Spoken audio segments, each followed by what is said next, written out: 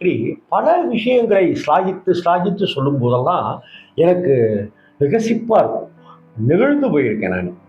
இன்னொன்னு கோவிலே வாழ்க்கை அப்படின்னு கோவிலுக்கு அதாவது நம்ம ஏதோ ஒரு பணி செய்வோம். கோவிலுக்கு திருப்பணிகள் இடையில இடையில செய்வோம். ஆனா கோயிலுக்கு திருப்பணி செய்வதையே அந்த கோவிலுக்கு உண்டான கைங்கரியங்களை செய்வதையே தன் வாழ்நாள் கடமையாக ஏன் தன்னுடைய வாழ்நாளாகவே நினைத்துக் கொண்டிருக்கிறவர் தான் பிச்சுமணி ஐயங்கார் அண்ணா.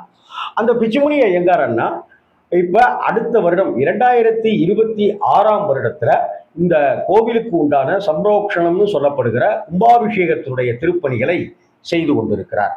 இப்போ எங்கிருந்தெல்லாமோ வர தொடங்கிட்டாங்க, எங்கிருந்தெல்லாமோ நன்கொடைகள் அனுப்பிட்டு இருக்காங்க, உங்க வீடியோவை பார்த்ததா சொல்றாங்க அப்படின்னு பிச்சுமணி ஐயங்கார் அண்ணா சொன்னது எனக்கு ரொம்ப சந்தோஷம், எனக்கு ரொம்ப மகிழ்ச்சி, எனக்கு ரொம்ப ரொம்ப